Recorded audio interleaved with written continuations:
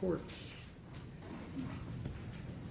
staff's been made aware that the jury's arrived at a verdict, so we'll let them step down and announce it. Just out of respect to the jury, just keep your reactions, if any, to yourself, and we'll deal with it. All righty.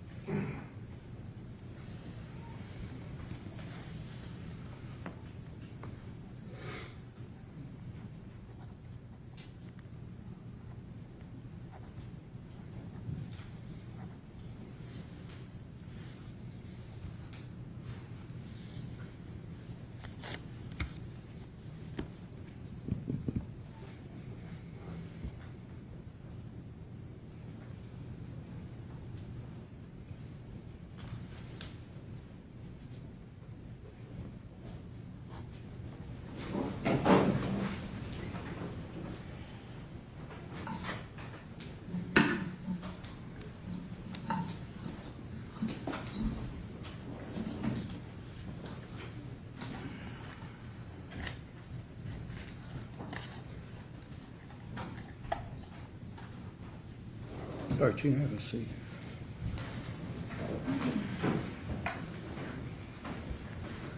All right, ladies and gentlemen of the jury, the court just,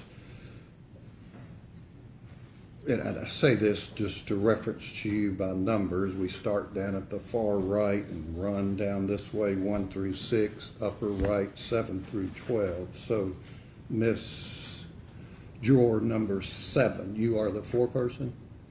And the jury's arrived at a unanimous verdict? Yes, All right, if you would, please, ma'am, stand and announce that verdict on behalf of the jury. We, the jury, find the defendant Bla1 Allen Taylor for count 1 guilty of second-degree murder. For count 2, guilty of first-degree premeditated murder. For count 3, guilty of first-degree felony murder during the commission of a felony. For count 4, guilty of first-degree felony murder during the commission of a felony. All right, if you'll turn that document in, please, ma'am.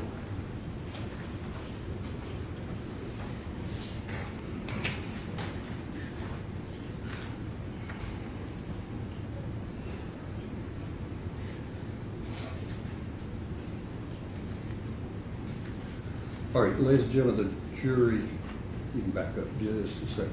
Ladies and gentlemen of the jury, you've heard your foreperson, juror number 7, announce your verdict in this particular case, that you found Mr. Taylor guilty in count 1, second-degree murder, in count 2, first-degree premeditated murder, in counts 3 and 4, felony murder. Juror number 3, is that your verdict? Yes. Juror number 4, is that your verdict? Yes. Juror number 5, is that your verdict? Yes. Juror number 6, is that your verdict? Yes. Juror number 7, the foreperson, is that your verdict? Yes. Juror number 8, is that your verdict? Yes. Juror number 9, is that your individual verdict? Yes. Juror number 10, is that your verdict? Yes, sir. Juror number 11, is that your verdict? Yes.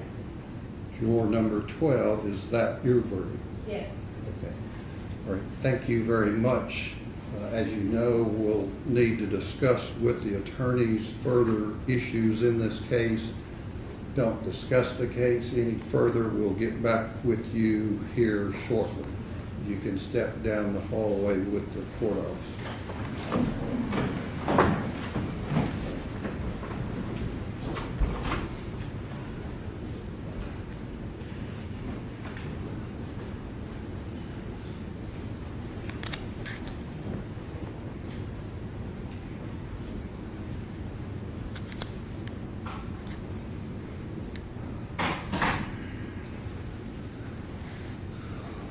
All right, Mr. Taylor, you've heard the verdict of the jury in count 1. It found you guilty of second-degree murder. That verdict as well as the other counts, guilty in count 2 of first-degree murder, counts 3 and 4, first-degree felony murder will become the judgment of the court. In terms of counts 2, 3, and 4, will be the need for further sentencing hearing. Does the state contemplate introducing victim impact statement? Yes, Your Honor, upon the court finding that by the jury's verdict that we would be entitled to do that. Okay. We'll take just probably a 15-minute break and let everyone settle down in terms of the initial verdict. Come back and hear that proposed testimony under State versus Nesbitt, and then see Mr. Brand, Ms. Hollins, Mr. Joyner, what mitigating factors you want to submit or find that's necessary to submit to the jury. So, Please, the court, the state's position is that Nesbitt only applies in death penalty cases. what, As far what I'm as talking doing- about as far as victim impact 403 analysis. Under Nesbitt, if it's life without parole, there is a submit no analysis. So you That can, is, there's no dry run unless it is a death penalty case. you can just have whatever that may be overly prejudicial. No, it will be victim impact under pain. Okay. And does Mr. Brand, Ms. Hollins, you have prepared proposed mitigating circumstances? Yes, Your Honor, I think there are mitigating circumstances, mitigating factors we would argue to the jury. Okay, all right, if you'll get those, I think we need a minute probably. okay, like I said, we'll take a short break, but let me ask the state this, there are cases with, obviously with the finding in count 1, that wouldn't be considered by the jury, but there's also, I think it's Hargis versus State, that does apply to any felony murders that your notice that you submitted, the felony murder portion, I think it's your number 2, wouldn't apply in counts 3 and 4. Disagree, Your Honor, because it is Middlebrooks. It is not a Middlebrooks situation. It is within the legislation that amended the statute post-Middlebrooks, so that is something the state submits the jury can consider in a felony murder sentencing, That an aggravating factor is the felony murder.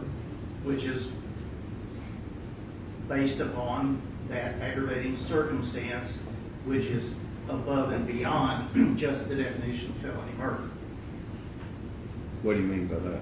Well, that the jury would have to find the aggravating circumstance that, again, that it is not a Middlebrooks situation, so that the state's position is the jury can consider that as an aggravating circumstance. That was the whole issue in Middlebrooks. But there's some that would only apply to certain counts.